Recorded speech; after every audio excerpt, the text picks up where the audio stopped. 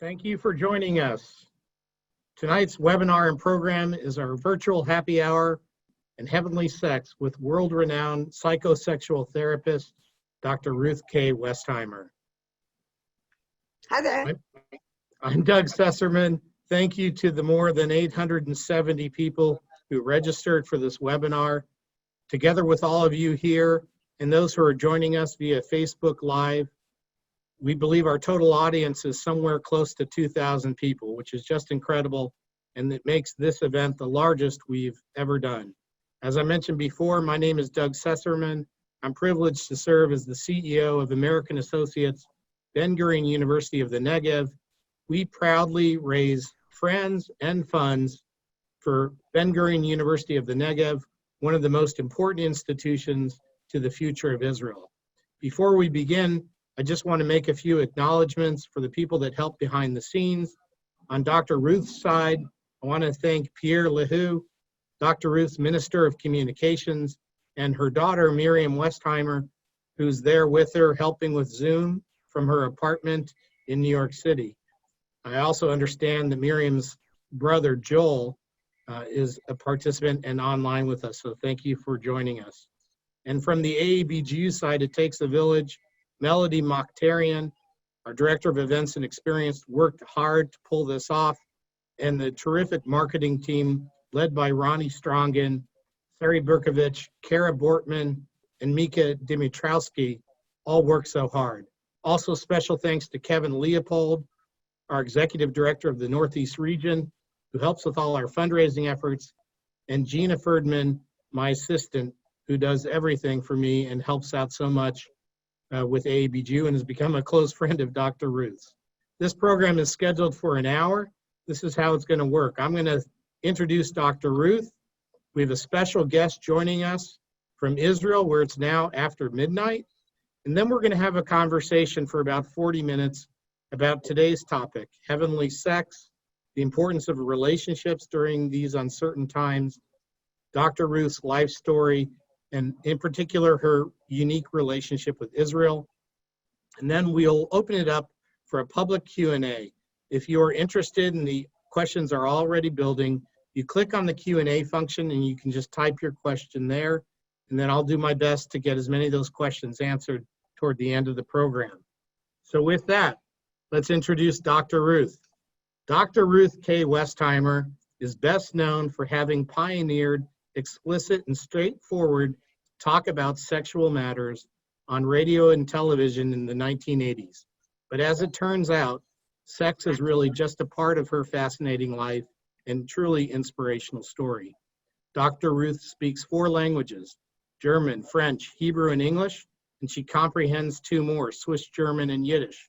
She was born in Germany and refers to herself as an orphan of the Holocaust, as she was sent to Switzerland on the Kindertransport in 1939 at the age of 10. She unfortunately never saw her parents or grandmother again, as she lost her entire family in the Holocaust. At the age of 17, Dr. Ruth went to Palestine, where she joined the Haganah, the Israeli freedom fighters. She was trained as a sniper and was seriously wounded in a bomb blast. Dr. Ruth later moved to Paris to study psychology at the Sorbonne. She immigrated to the United States in 1956, where she obtained her master's degree in sociology from the New School of Social Research and her doctorate of education from Columbia University Teachers College. It was her work at Planned Parenthood that led her to study human sexuality under Dr. Helen Singer Kaplan at New York Hospital, Cornell University Medical Center, where she also became an adjunct associate professor. She later taught at various institutions of higher learning, including Princeton and Yale, and she still teaches to this day a course at both Columbia Teachers College and Hunter College. Dr. Ruth is the author of 46 books, including Sex for Dummies, which has been translated into 26 languages, Roller Coaster Grandma, and she co-authored with Jonathan Mark the book on today's topic, Heavenly Sex, Sexuality in the Jewish Tradition. A one-woman show about her life becoming Dr. Ruth continues to tour, and a film documentary, which is an outstanding movie, called Ask Dr. Ruth is currently available on Hulu. Dr. Ruth was recognized by People magazine as one of the most intriguing people of the century. And she's as relevant today in the year 2020 as ever. She's a social media rock star with 98,800 followers on Twitter. In recognition of her tremendous accomplishments, Dr. Ruth will be receiving an honorary doctorate from Ben-Gurion University of the Negev. This is especially meaningful to her because while Dr. Ruth has received many honorary degrees in her life, this will be the first from an Israeli university. We are also thrilled that Dr. Ruth is utilizing this opportunity to establish a scholarship endowment for psychology students at Ben-Gurion University. On a personal note, it has become one of the true pleasures of my life over the last year to become her friend.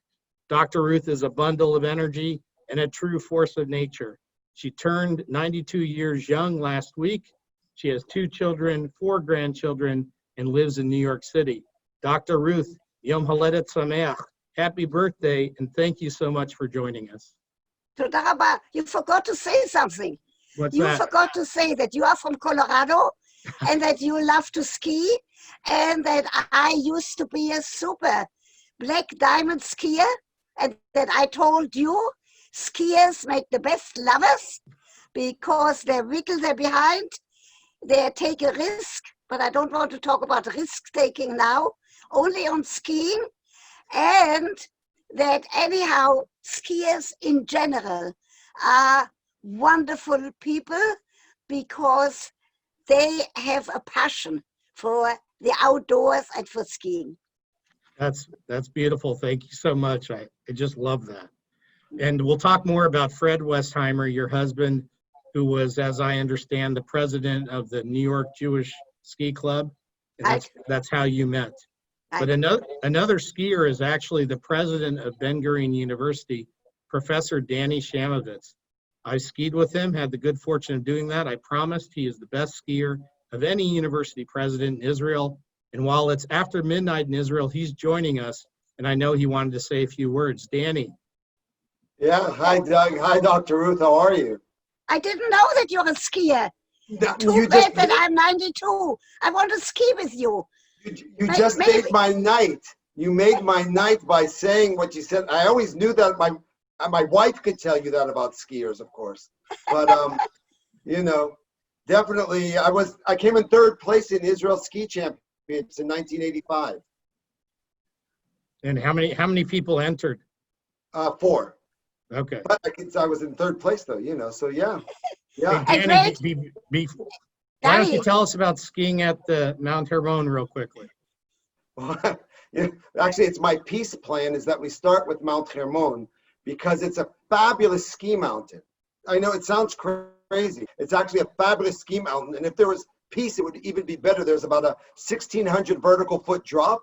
And there's only two problems at the Hermon. One, wrong turn. If you make a wrong turn, you end up in Lebanon. And the other problem is that most of the skiers are Israelis. They ski the same way they drive. They don't watch their neighbors. I've never skied Mount Hermon, but as you know, Danny, I come to Israel every single year. And this time, I'm going to fly to Israel and I'm going to have a wonderful ceremony to get that honorary doctorate. We are so excited. You know, we were supposed to have this ceremony last month at the canceled Board of Governors meeting. Right. But we have made a strategic decision that whenever you get on a plane and come to Israel, we're going to have the ceremony only for you. And we have the first 2 scholarship recipients from our psychology department who are waiting for you to give personally their scholarships. I love that. But you have to have some music. I'm not skiing anymore. I'm 92, but you have to have some klezmer music. And maybe you can get your best friend, Rabbi Katz and his wife Shoshi, to come along. We'll talk about that. But that would be wonderful. It would be wonderful. The idea that one of my oldest and best friends is also your rabbi, I think just means that you were meant to be part of Ben-Gurion University. No question. Maybe you should come. Maybe you should come teach for us. We're looking for a new professor of psychology. A full-time offer at the age of 92. I love it. We'll give you tenure. Okay, With Danny. tenure, I'm coming. Listen, when I taught the class at Princeton a couple of years, sexuality in the Jewish tradition, I took your friend, my Rabbi Barry Katz, I took him along, and he can tell you stories about that session. But I took him along and I made him blush. Never with personal questions, only by interrupting him when he talked about something from the Jewish tradition. I'll tell you later. But, Very good. But having two students stuck, you have to come too. Having two psychology students, that would be wonderful. We'll talk about it. Danny, we have so many people who are joining us for the first time, more than half our audience. This is the first time they're learning about American Associates for Ben-Gurion University and also the University in Israel. Can you tell us a little bit about what makes BGU so unique? Sure, Ben-Gurion University. I know everyone really wants to hear about Dr. Ruth, so I'll be brief here. It's really simple. But tell them where to send money. Sure. So Ben-Gurion University of the Negev in Beersheba is Israel's most important university for the future of the country. If you believe Ben-Gurion's vision that the future and success of Israel is dependent on the future of the Negev desert, that the future of Israel means that Israel's youth will be moving south, and we see that happening. The future, that the success of the Negev, the success of the south, is dependent on Beersheba having a vibrant university. So in that case, the future of Beersheba is dependent on Ben-Gurion University. The future of the Negev is dependent on Ben-Gurion University. So the future of Israel is dependent on us. We're Israel's third largest university, 1,000 students, house the Israel's National Cybersecurity Center, National Autism Center, and the Blaustein Institutes for Desert Research, for solar energy, water research, and for desert agriculture. You want it, we got it, and we're the place to be. Danny, I want to tell you something. I remember, you are too young, Doug is too young. I remember 1948, I was in Jerusalem at the seminary for kindergarten teachers.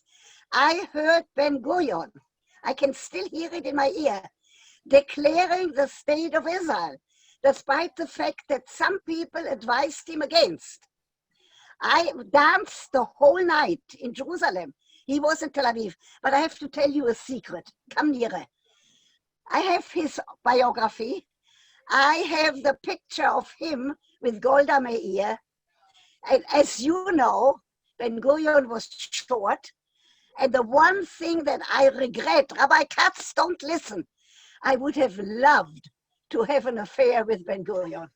Now, in the book, on the cover of the picture that I have in my living room, Ben-Gurion with Golda Meir, it looks, Danny, as if they might have had something together.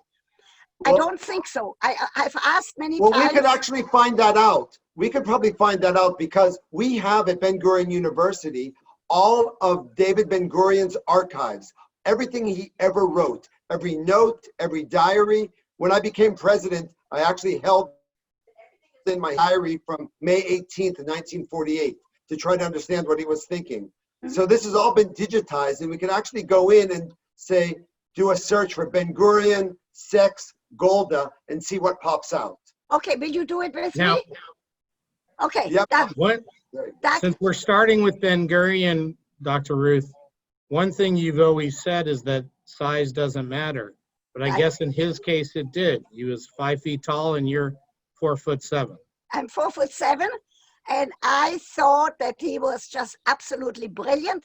When both of you, Doug and Danny, when you come to my apartment in Washington Heights, I will show you that picture of Ben-Gurion with Golda Meir that was auctioned off, and somebody bought it for me for, I don't remember. Oh yes, I do remember, $1,500. I have it. That happened before I knew that you would give me that honorary doctorate that makes me jump for joy. And I'm very happy to meet 2 psychology students. Now, when you say 2 students, Doug, tell everybody, whoever sends $500, you make the pitch. Yeah, well, we're getting ahead of ourselves, but I follow direction from you any day. So for our audience, we are raising money today. It's midnight in Israel, 5 p.m. Eastern, 2 o'clock on the West Coast. Whatever time it is that you're joining this virtual happy hour, we will be raising money throughout this conversation for the scholarship endowment in Dr. Ruth's name.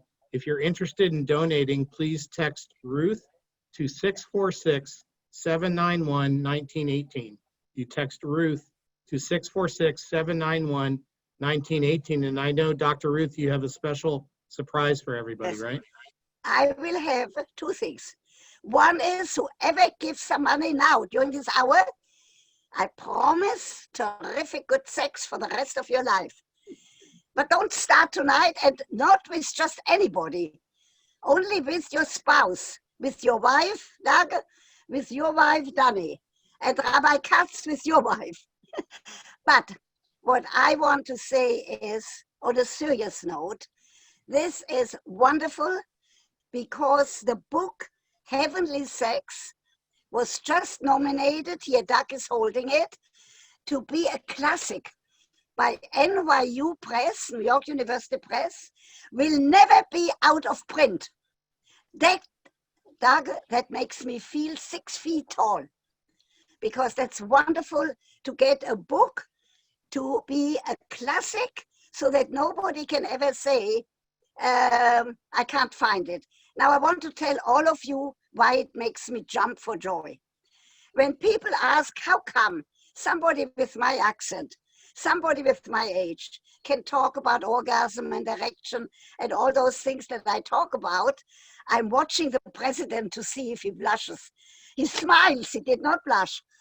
So I want to tell you, the reason that I can talk like this from 1981 when I started the radio is because I'm very Jewish.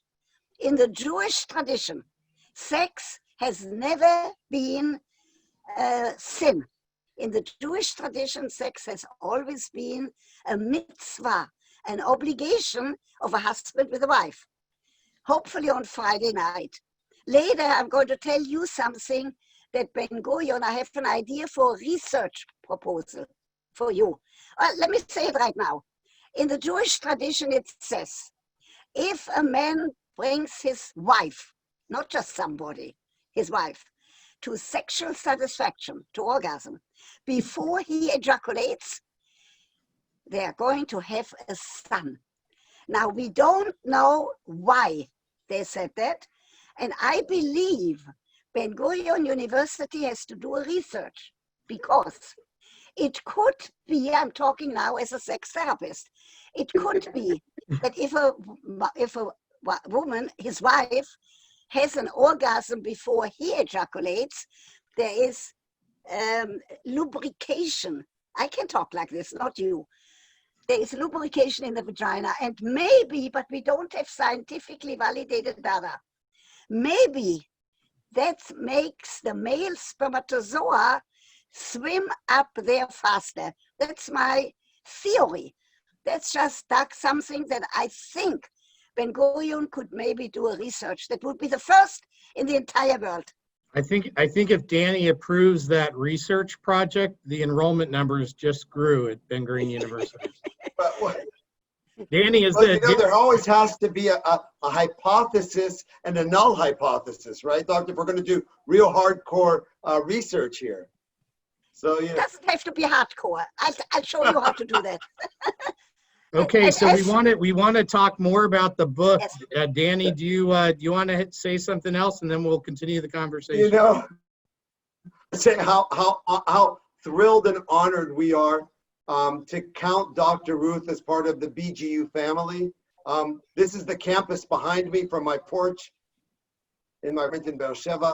You're going to have such a great time. The psychology department, which is the leading department in Israel, the most exclusive department to be accepted to as an undergraduate, and the department which really pioneered So the scientist practitioner model for PhD research is so excited to host you. And as I said, as soon as you're ready to get back on an airplane and Israel is going to open up, we're going to have you there and we're not going to let you go.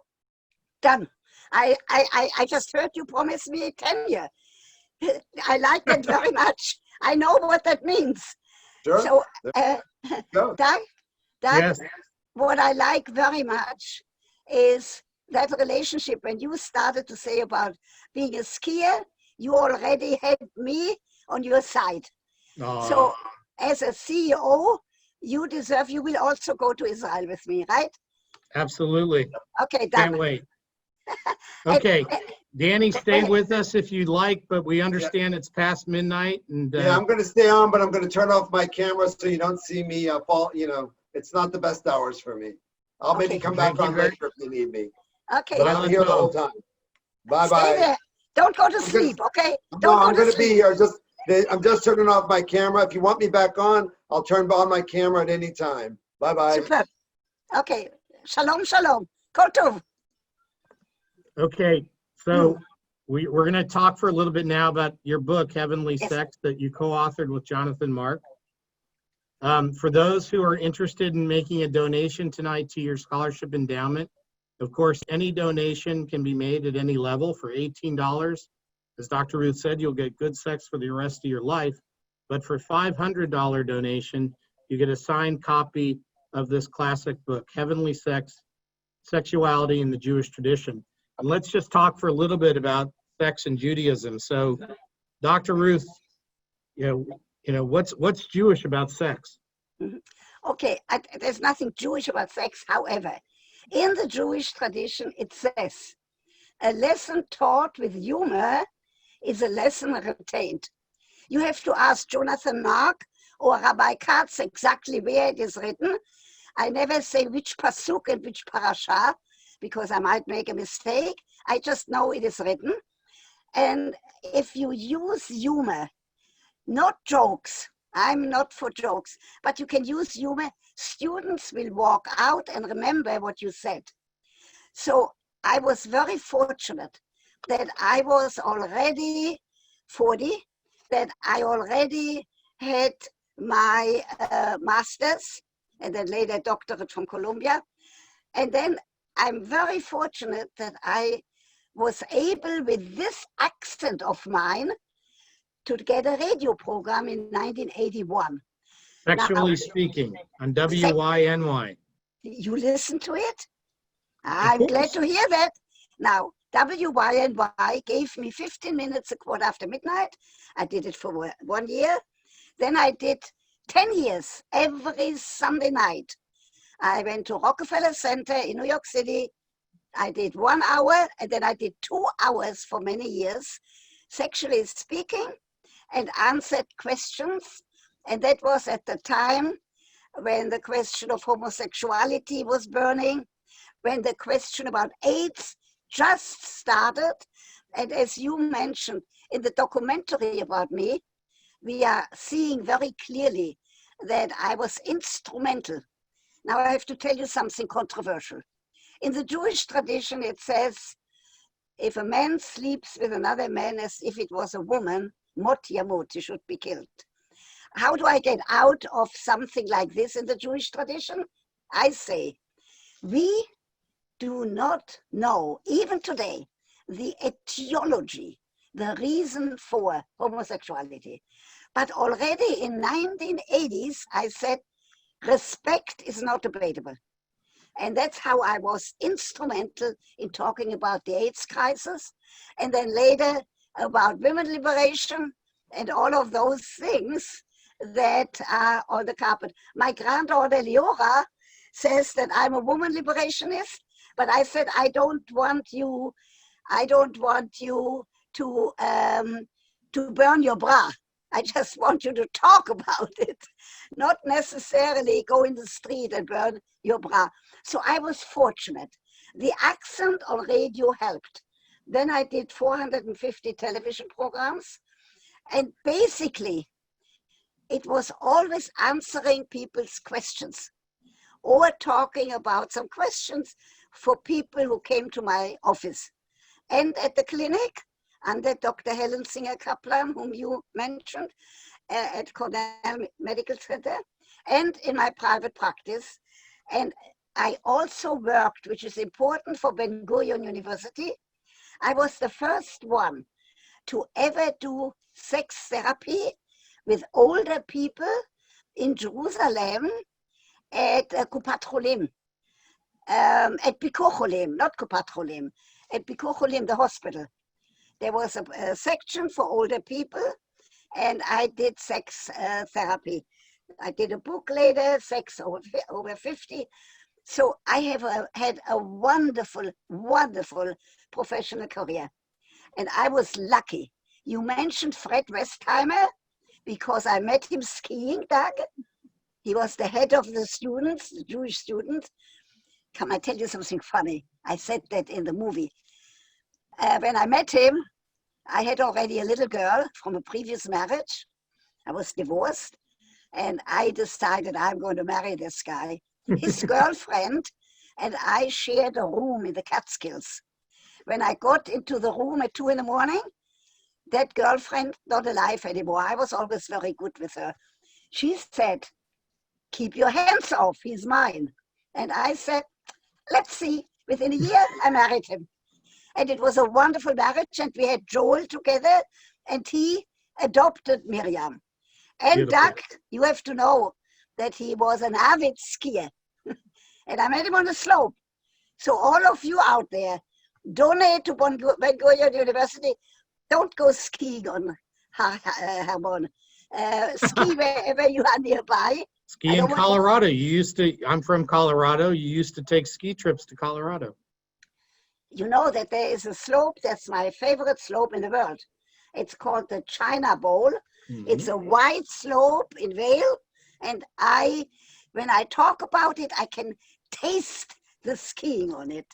Yes. But what I like want to this. say about Ben-Gurion, I want to say one more thing. If you would have told me, Doug, that I'm going to get a Ben-Gurion University honorary doctorate, I would have said you must be kidding. So I am jumping for joy. I wear this pin every single day. So maybe you have to get some more pins because sometimes I lose them. What pleases me no end is what Danny just said, that it's a university. There are other universities in Israel. I don't knock any of them, not Hebrew University, not Haifa, the Technion, not Tel Aviv University. However, I like when a president says mine is the best, because I used to say that my program is the best. The other programs, the other sex therapists, nobody like me. You also in your life you produced a documentary and a book on Bedouin women. Yes. We're the university with the most Bedouin students. 70% of our Bedouin students are women, and the way to change the trajectory of that part of Israeli society is through education of those women. So I want to tell you something. I did a documentary about the Ethiopians when they got to Israel, about the Bedouin, about the Druze, about the Cherkessim. I'm going to get all of these documentaries to the Ben-Gurion Library. All of your students can see it. And particularly, I'm smiling, and each of the films has a little book, not a big treatise, not a big book, but a little book to explain what I'm doing. And it makes me happy to know that these Bedouin women, whom I talk about in that documentary, who were craving for education, who very often were not able to get a high school diploma, that they are now at the university. And I tell you why I'm so happy about that. In the orphanage in Switzerland, where I was 6 years, after being sent with a Kindertransport to Switzerland, never to see my parents again, in the orphanage, people like me, refugees, immigrants, could not go to high school. I don't have a high school diploma. But now I'm getting a doctorate, an honorary doctorate Right. from So Ben-Gurion. one of the Sorbonne accepted you without a high school diploma. Right. But the boys, my understanding was they could go to school, but not the girls. Is that Right. true? So very similar with the Bedouins. And I, in my film, talk about that. I have two Bedouins, but you can't see their faces. We covered their faces, who were so sad that after sixth grade, they couldn't continue their education. My father, who was taken by the Nazis in 1938, that's how I go to Switzerland, with a group of children to Switzerland. If I had gone to Holland, Belgium, or France with a Kindertransport, I would not be alive. England took 10,000 children. Holland, Belgium, France, and Switzerland, 300 each. For some reason, which I can't explain, I was with a group of Orthodox Jewish children to Switzerland, and we could not go to high school. So I have something to talk about to the Bedouin women. Bravo. And bravo to everybody who helps them. Now, tell them all. In the film, it shows my first boyfriend, who was able... Walter. One of my favorite scenes in the movie is Walter. You visit with him, right, he's and in he used to Haifa. teach you at night. Is that right? He went under my bed at night. I got his books. I went out on the landing because we couldn't have light in the room during World War II. I studied what he studied. He helped me. I could never study physics or mathematics or anything like that, but I could study history and a little English and some other subjects. And I visit him in Haifa, him and my friend Marga, who lives in Haifa. I visit them every single year. And in the documentary, it shows in animation how he was hiding under my bed. Then we kissed a little, no sex. I was too young, but we kissed. I love that. And we hugged, Let's go back for a moment to the sex in the Jewish tradition, and then I want to talk about some other things. You mentioned also in the film the Hebrew word ladat, which means to know someone, but now, also means... very important. I see you doing your homework. Bravo. The word sex in Hebrew is ladat, to know. And what it's wonderful about that Hebrew language is, in order to have this wonderful sex, in addition to donating to Ben-Gurion, to the scholarship in psychology, you really have to have a relationship. And you have to know each other. So I want to say something about today's world. I don't talk about sex during this terrible time with the virus. I do say a relationship that is good is going to survive. A relationship that is not good might not survive this virus. That's all I say about that for today. However, that word ladat, the sages were so smart. I told you before that if a woman has an orgasm before he ejaculates, she'll bear a son. All of you out there, after you give your little money or big money to Ben-Gurion for the scholarship, whoever has a partner, try it out tonight, call Doug tomorrow and let him know. Oh boy. Okay, one of my favorite tweets of yours, Dr. Ruth, that you had recently for relationships during this time. On Twitter, you said, if you're stuck at home binge watching with your partner, I suggest you take off an article of clothing at each new episode. Soon you'll be ready to turn off the screen and do something else. Right. So I'm very careful. Fortunately for me, Pierre Lehu has been working with me now for almost 40 years. He wrote many books with me, and I give him the authorship. You know, it's Dr. Ruth Westheimer and Pierre Lehu. And if somebody wants to get in touch with me, they call Pierre. And fortunately, he has my language. And that's absolutely a very nice picture in my mind of you people, if you have a partner, taking off one item after the other, that permits a lot of foreplay and that permits to have good sex. Also, for those of you interested more in this book, and then we're going to talk about some other subjects. Again, for $500 donation to the scholarship endowment, you'll receive a signed copy of the book. Just text Ruth to 646-791-1918, and we'll get you a signed copy.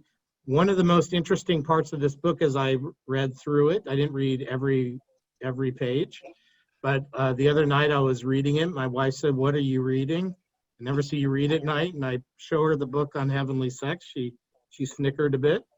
Anyway, toward the back of it, there's a list of Jewish commandments. For those of you unfamiliar, there's 613 commandments, mitzvot, in the Jewish tradition. In the back of your book, you list 65, more than 10% of all the mitzvot are dedicated to the topic of sex. Right. Some of them positive things to do, some of them Right. negative things not to do. Exactly. And the important thing in the Shir HaShirim, not the Shir HaShirim, but what do you say on Friday night? Eshet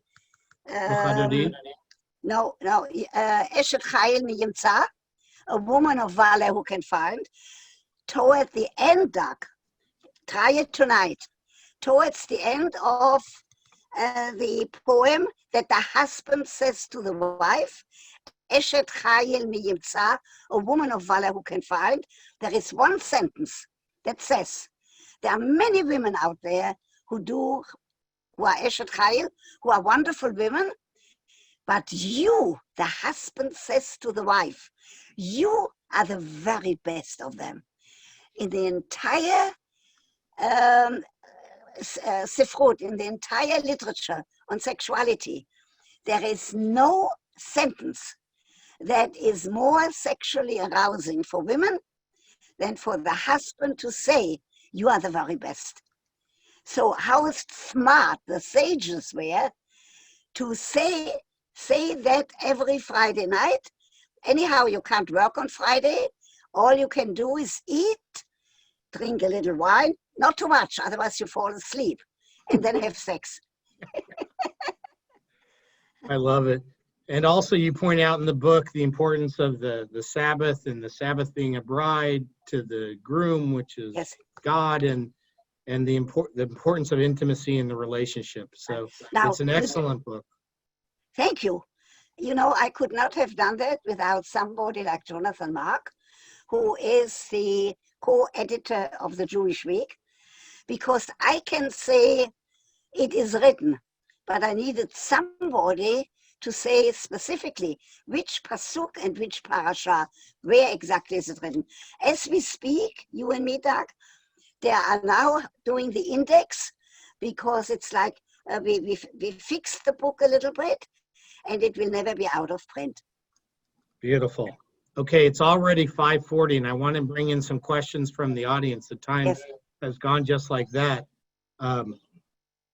But before we do, this also comes up in the movie about when you were on the boat and you were immigrating to the United States, and you saw the Statue of Liberty, and Emma Lazarus's quote, "Give me your tired, your poor, your huddled masses yearning to breathe free." You knew that you were home. Just tell us what it's meant to be an American with your background. So what I want to say is I'm a Zionist, and I was always a Zionist, and I'm going to Israel every year. However, I knew that in the United States, there would be, I didn't know I would be Dr. Ruth, but I knew that there are opportunities. And these days, I don't talk about politics. I vote, but I don't talk about politics, except I changed my mind. And you, Ben-Gurion lovers, have to know that. These days, I do talk about three things. One, how upset I am when I see what happens at the borders of this country when they take children away from parents. Because at the age of 10, I was placed on that train to Switzerland, never to see my grandparents, my grandmother who lived with us, my mother, my father ever again. So when I see children being taken away, I have to stand up to be counted. I also stand up to be counted that abortion must remain legal and that we have to have enough money for family planning. Now, the other day, I went with my daughter Miriam in Riverdale, holding up a sign. They were careful. They only had 5 people around the monument in Riverdale. I held up a sign saying enough is enough. And Miriam's sign said Black Lives Matter. So from time to time, I have to step out of my philosophy of saying, I talk so much about sex, I shouldn't talk about politics. From time to time, I have to stand up to be counted because I was one of so few children, 1.5 million Jewish children were killed by the Nazis. And I have an obligation to stand up to be counted. That's why I'm a member and work very hard for the Museum of Jewish Heritage. But I'm not raising money for the Museum of Jewish Heritage tonight. Jeff Tabak, listen, never mind, he's my fellow board member. Never mind the Museum of Jewish Heritage. Tonight, it's Ben-Gurion for that wonderful, I have already a place next to Ben-Gurion and Golda Meir's picture for the document of the honorary doctorate. Well, I think we understand your need to separate politics from your career and conversations about sex and everything. However, we really do value you being your authentic self and using your background and platform to move the world ahead positively. When you were in Riverdale, it made me think of an Elie Wiesel quote that has gotten more publicity recently, that wherever men and women are persecuted because of their race, religion, or political views, that place must, at the moment, become the center of the universe. And I think And you and your way. I loved Elie Wiesel, and I have to tell you a secret. Come near it. Come near it. He loved me too. Had nothing to do with sex. But he was always beaming when we met. And somebody wrote a book, Ariel Berger wrote a book about Elie Wiesel because he was a student.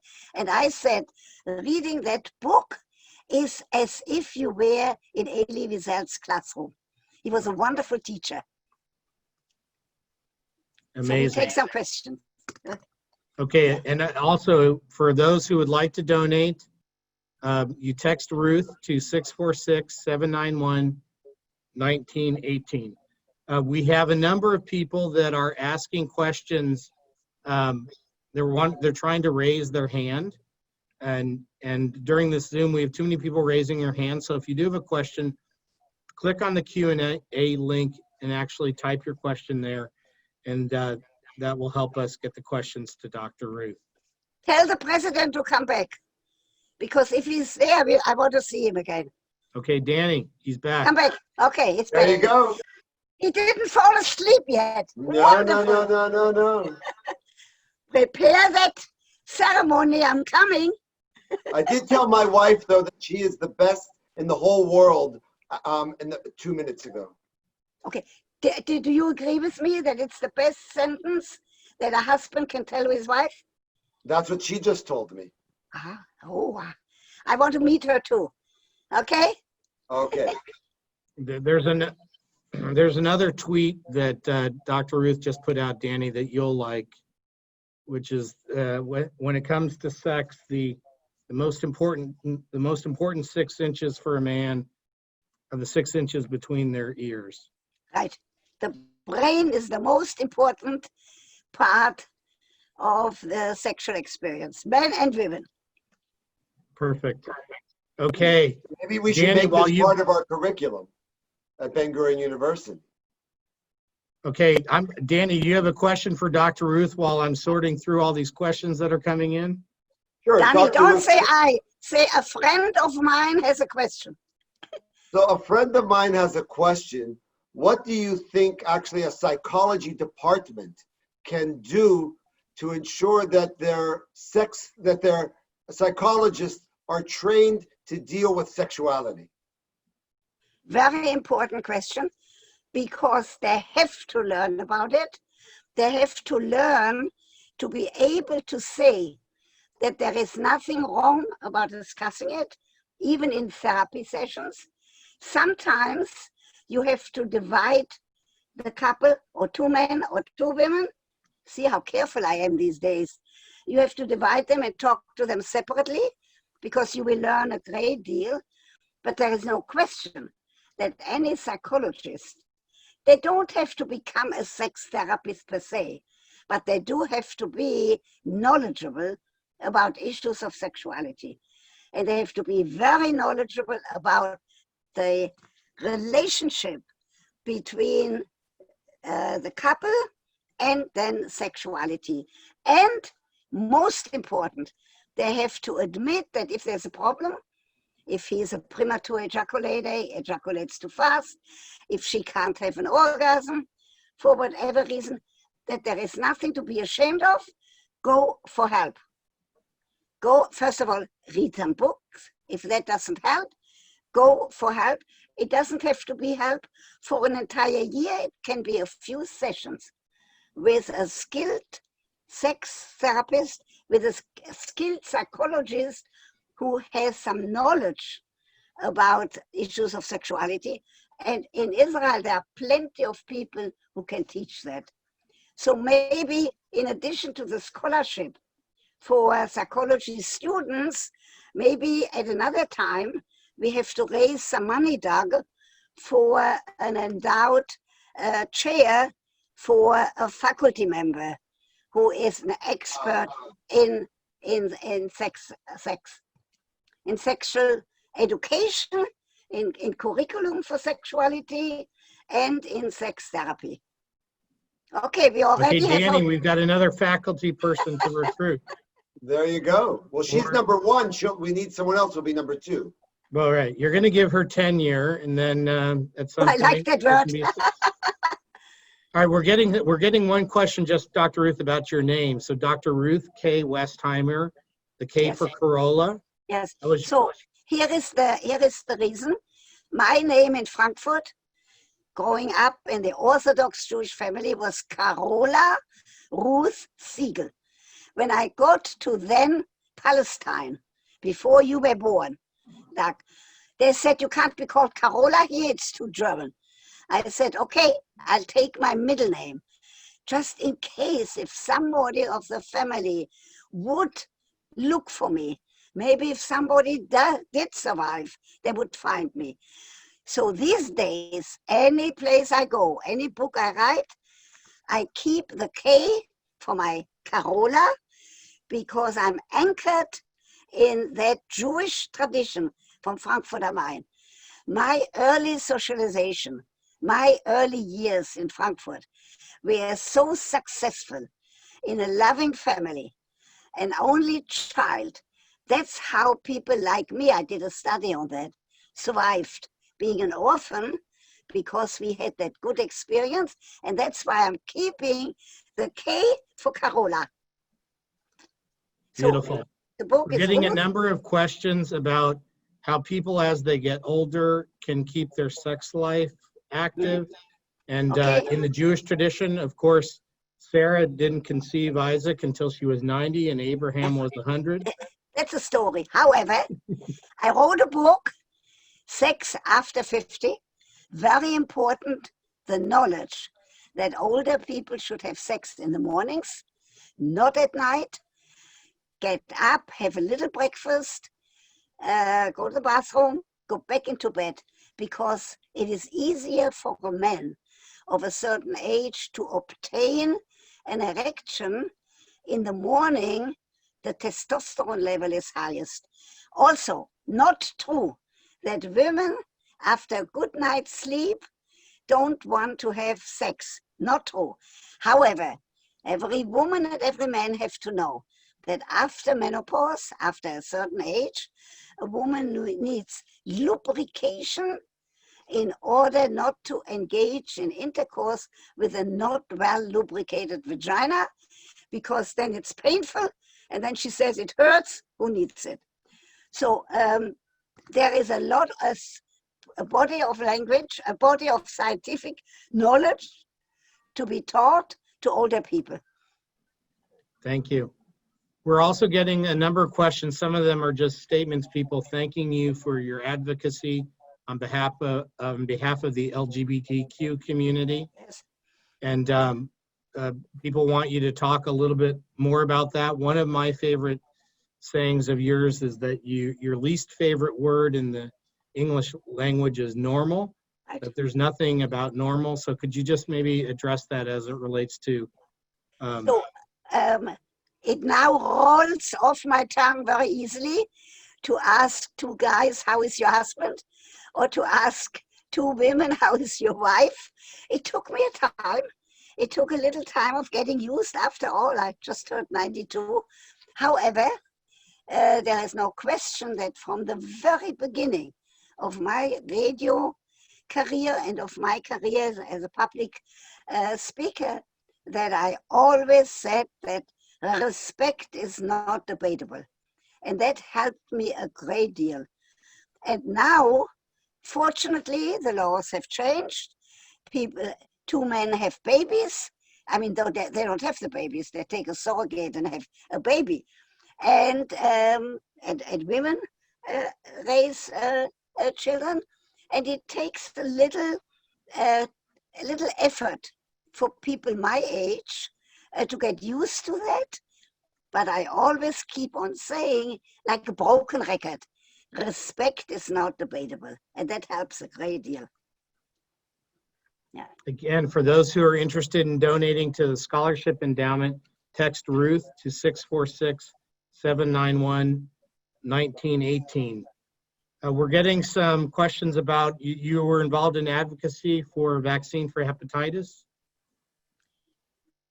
No, I was just saying, please, people, go and see it. Like a broken record. Anytime a man has difficulties obtaining or maintaining an erection, first go to see a urologist. Any woman who said painful intercourse, first go and see a gynecologist. And then I did say something about if there is a vaccine available, discuss with your medical professional if it's for you.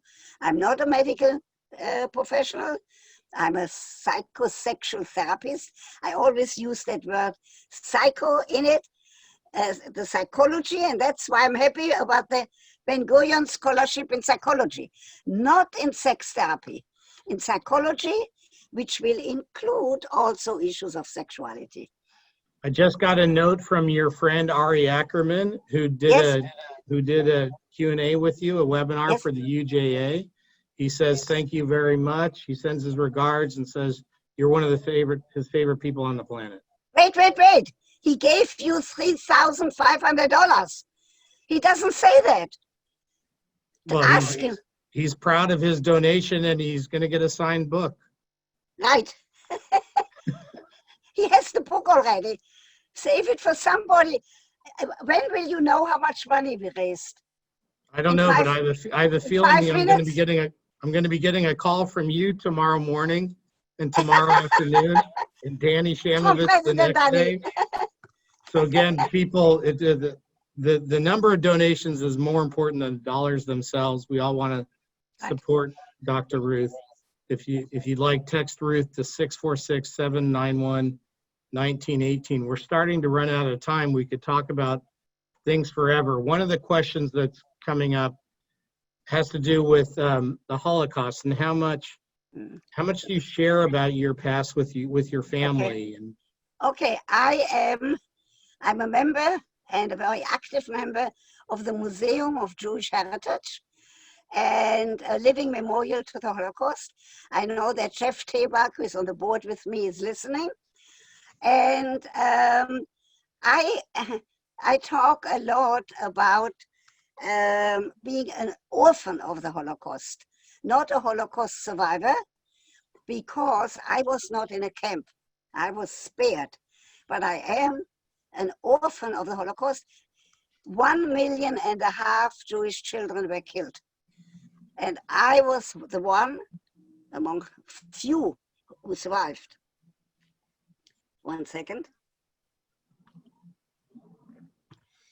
So I have an obligation, Doug, to contribute to society. I did not know that I would be talking about sex from morning to night, that would be my contribution. But I'm happy about it. Well, Okay. you're amygdalor, you're a beacon of light. And as Jews, if we have a mission statement, it's to be Or Lagoyim, a light unto the nations. And I think you represent that as well as anybody, as an individual. I like that. So I like that, be a beacon of light, 4'7". Nice. it's beautiful. We're going to try to wrap up. I would love to keep talking. Is there a couple of final comments you want to make to just address the audience? Yes, first of all, audience, thank you so much for taking the time. Doug, you are a wonderful interviewer, and you are going to be my friend forever. And all of you, please do contribute so that we can say, never mind the amount, but so we can say how many people contributed. So it can be 18, which is high. It can be 360, which is even more high. It can be like Ari Ackerman, 3,600, which is big high, and you get a book. And the book is Sexuality in the Jewish Tradition, Heavenly Sex. I like that you show the book, so I don't have to show it like that. And bravo to Danny, who it must be now 1 o'clock in Israel. And thank you, Danny. I hope you go home with a big check. Tomorrow I'll check how much money you got. Thank you so much, Dr. Ruth. Bye. Shalom, Again, shalom. if you'd like to make a donation, text Ruth to 646-791-1918. Danny, any last comments or thoughts? No, this is what sometimes it's best to leave the last word to the star of the show, and definitely Dr. Ruth is the star. Thank you. And don't forget, you told me I get tenure. Of course. But you know, you know what that means for a professor? It's a big thing that's not to be taken easy. Tenure. I'll come and get it in your office. There you go. I think September would be a good time. What do you think? I don't want to commit because it depends on that virus. Yeah. My daughter Miriam doesn't let me out of the house except with her. She watches over me. So let's say as soon as possible. I like that. Okay, great. You like that? Okay, and get Doug to come with me. Okay, Doug? Of course. I'm coming with you, no problem. Okay.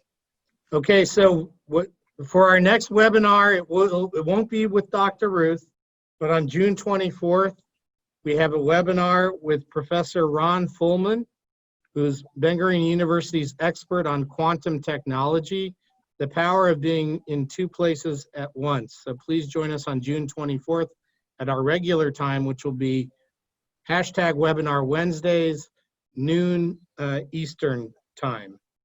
So Dr. Ruth, I'm going to make one last comment and then you can have the final words, okay? Okay, the first thing right now I'm doing is go to the book of Ben-Gurion and find out, maybe I can find out about his relationship with Golda Meir.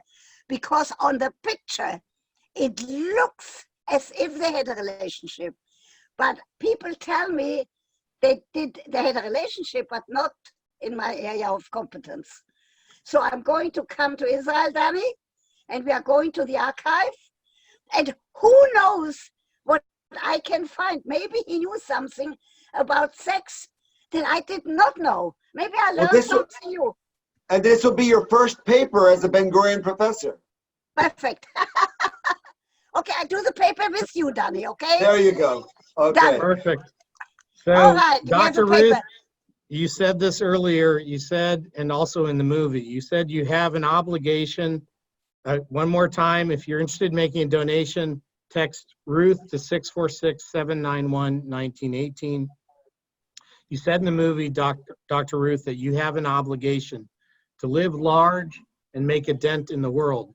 In Judaism, we think about this value as tikkun olam, to help repair the world.